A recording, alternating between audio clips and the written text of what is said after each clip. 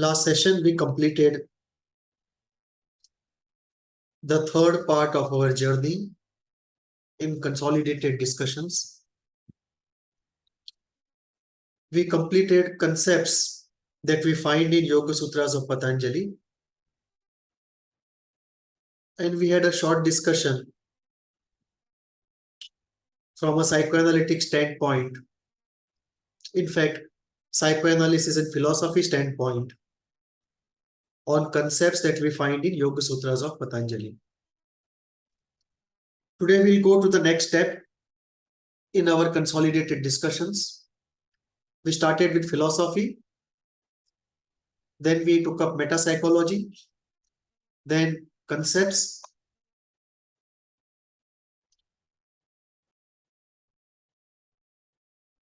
and today we will take up the healing technique. What is healing and what is healing technique?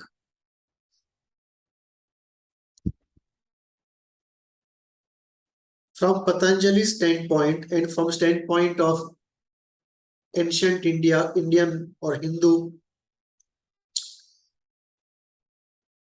psychophilosophy and spirituality, the definition of healing, the definition of health is very different from what we find in psychoanalysis or largely in Western thinking. Cessation of symptoms is not seen as health. Rather, cessation of compulsive movements in the mind is seen as health. It's a very high standard of defining health. And Patanjali starts with the core of suffering, which is in ignorance.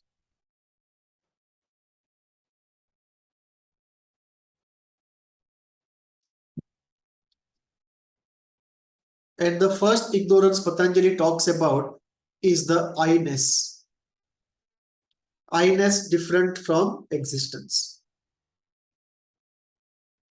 So Patanjali talks about suffering of two types.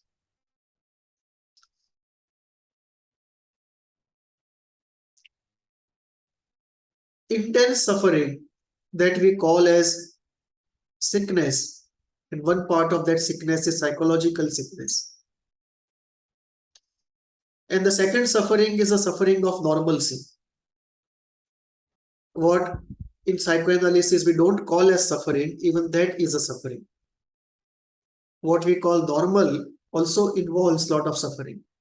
Freud talked about it and he said, the goal of psychoanalysis is to make unbearable unhappiness into a bearable unhappiness.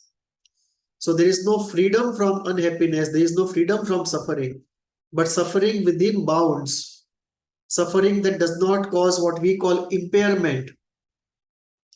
In professional or personal life, we don't call it as sickness, but what we call normalcy also involves a lot of suffering. Patanjali talks of that suffering also. He does not talk of that as normalcy. He talks of suffering as suffering, be it pathological suffering or suffering in normalcy. Patanjali goes into the roots of suffering and he says there are 4 reasons for suffering. One is ignorance. This involves the concept of I-ness, the concept of separation from existence, the concept of false belief that desire can lead to fulfillment, the belief that dissatisfaction of desire should always lead to suffering, the ignorance that a causeless bliss and objectless bliss is possible much better than what you get from satisfaction of desire.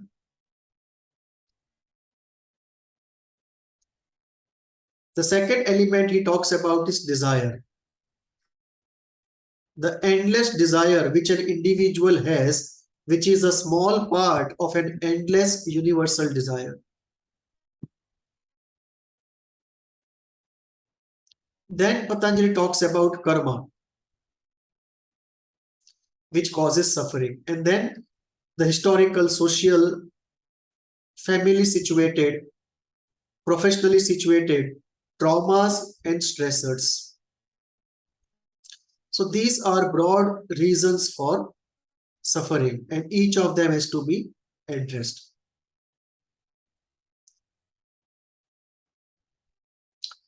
In psychoanalysis, we don't go into the karma or past birth.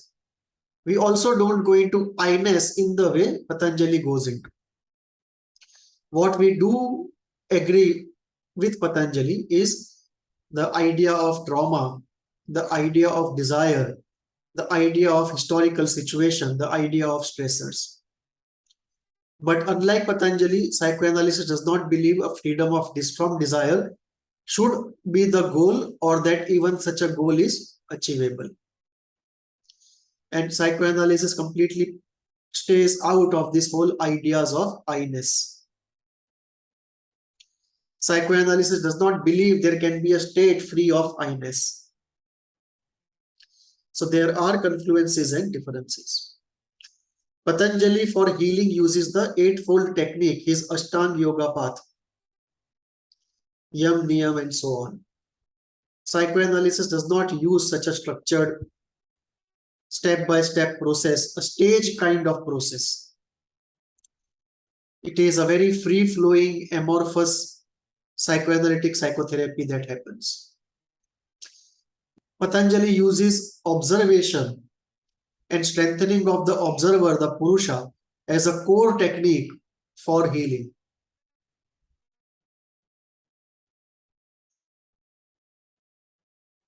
In psychoanalysis, we use the observing ego to look at the participating ego to generate insight, but that is not the central focus. It is one of the many tools, but not the central tool. But for Patanjali, this is a central tool. And Patanjali uses the observer as Purusha, that not only is the observing ego, but at times it can observe the observing ego. So it's a separate entity from the observing ego.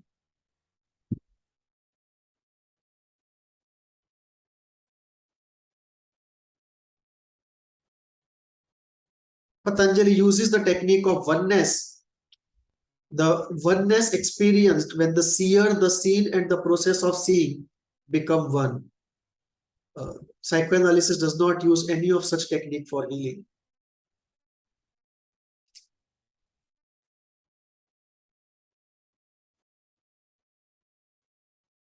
Mantra, substances, devotional practices, idol therapy, Patanjali is open to all of them, none of it in psychoanalysis. In fact, this needs to be explored and empirically studied and brought into psychoanalysis.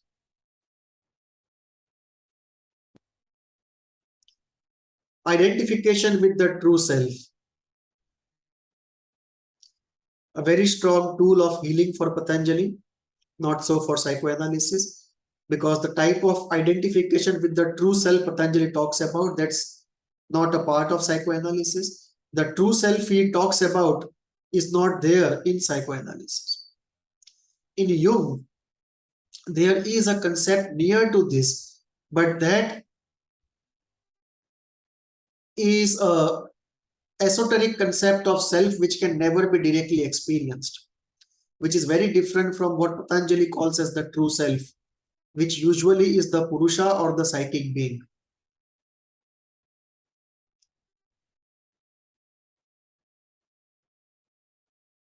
State of no thought, a very powerful tool for healing. Psychoanalysis does not neither understands nor appreciates this. and in no way uses this as a healing tool or even as a goal state. Oneness with existence, again outside of the scope of psychoanalysis. One finds neither understanding nor appreciation nor acceptance of the concept, and no question of this concept being either a goal state or a healing tool. So we see the differences in healing of the way Patanjali approaches healing and the way psychoanalysis approaches healing. What is common is the concept of desire, the concept of trauma or stressors, and the concept of engaging with the troubling memories, the troubling karma.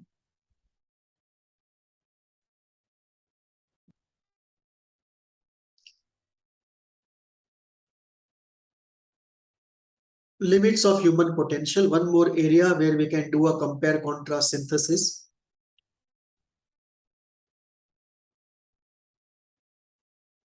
Limits of human potential in Hinduism, Hindu psychology, and Hindu spirituality, and the entire Eastern spirituality. The limits of human potential are very liberal, they are very wide. Psychoanalysis is extremely conservative when it comes to limits of human potential. So is much of Western science. That's one of the reasons they find it so difficult to deal with the whole area of psychedelics and parapsychology. Also reincarnation. Patanjali talks about possibility of having knowledge of past births, knowledge of past, present, and future with practice of certain samyamas, developing parapsychological abilities in a very structured way as he goes about, and this can be used by parapsychology. Control over senses, control over one's physical body, astral travel, control over elementals of nature.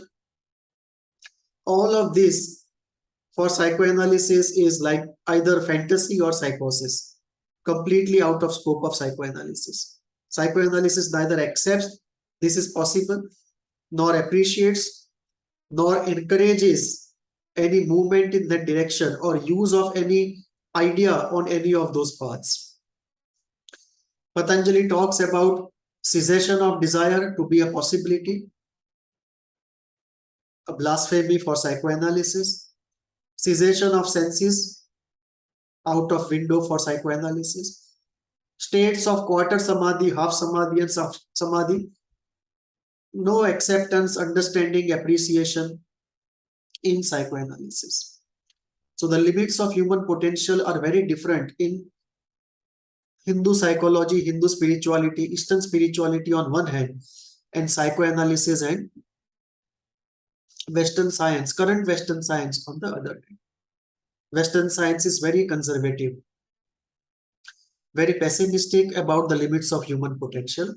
The Eastern sciences and Patanjali are very confident, open, and positive about the limits of human potential. I am sure the human potential movement will explore these powers, these possibilities. So should disciples of parapsychology.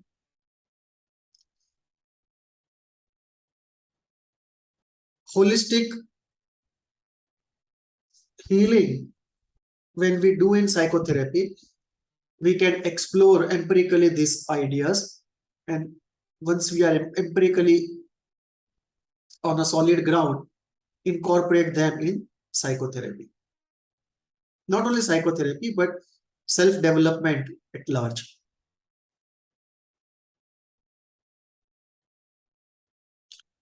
Synthesis. Where can the synthesis happen between psychoanalysis and Patanjali? We can have synthesis at the level of philosophy. If we create a holistic school of psychoanalysis, which I have done in HEAT, synthesis at the level of metapsychology, we have discussed the ideas, and many of those ideas can be taken up, especially ideas of the observer, ideas of the state of no thought, ideas of the sense of I-ness that can enrich our metapsychological understanding in psychoanalysis. Create a new model of the mind incorporating the above two. Pathogenesis, going into ideas of consciousness, soul, reincarnation, karma. Healing, making it more holistic and not limiting ourselves to interpretation, making the unconscious conscious, reliving and catharsis, but to go into ideas involving substances, self-study exercises, asanas and pranayam, idol therapy, devotional practices, combined with our conventional therapy. Rework the limits of human potential, rework the goals. And when we give positive goals, give far more positively give the positive goals. And start contemplation on freedom from desire, state of no thought, no affect, no object, the expanse of consciousness. And this will revolutionize our ideas on consciousness. And enhance quality of life, incorporating a synthesis of the two. Where Patanjali can further help is in elemental knowledge, just as psychoanalysis can help Patanjali's system with its process knowledge. So you have the elemental knowledge, you have the philosophical knowledge, the elemental knowledge, the process knowledge, and the holistic knowledge. All of that has to be put together. Psychoanalysis can enrich the Hindu systems of knowledge by giving the process knowledge. And the Hindu systems can enrich psychoanalysis by giving elemental knowledge, which is more micro than process knowledge, and holistic knowledge, which is more macro than the process knowledge.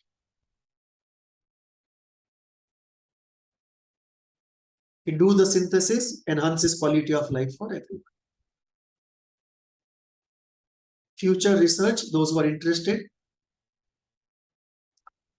conceptual research can be taken up in psychoanalysis on I-ness, as we have understood in Patanjali, on this whole process of observation, not just intellectual observation, but observing the observing ego itself from a standpoint of Purusha, the efficacy of the eightfold path and the specifics at every level of the eightfold path, how we can have a basket full of holistic tools and techniques at every level of Patanjali. We can use creativity and create more delicious art therapy products here. We can even use ISTDP in a creative way here. Idol therapy is a vast area which requires a resurrection.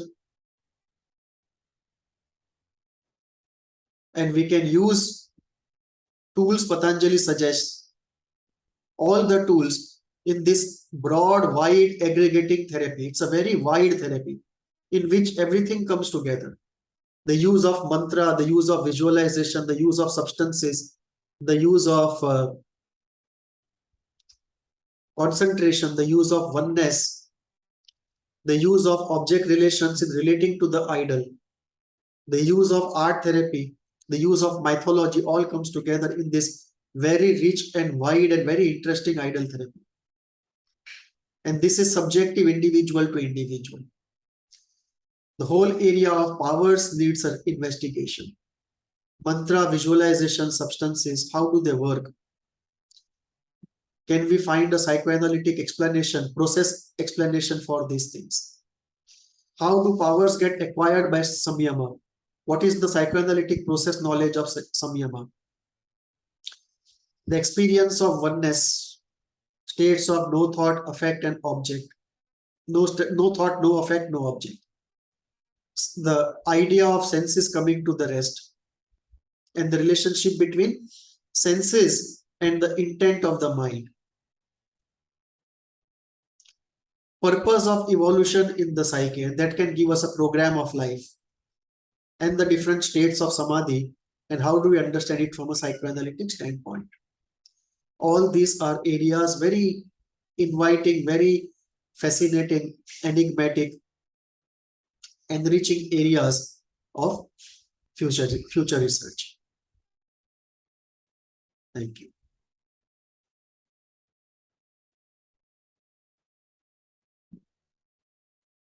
With this is the 5th discussion on consolidated approach to Patanjali from a psychoanalytic standpoint. With this, we complete our discussions on Yoga Sutras of Patanjali.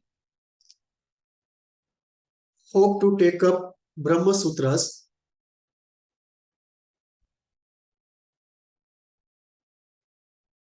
in the series, and from there on go to something more juicy like Natya Shastra. Thank you.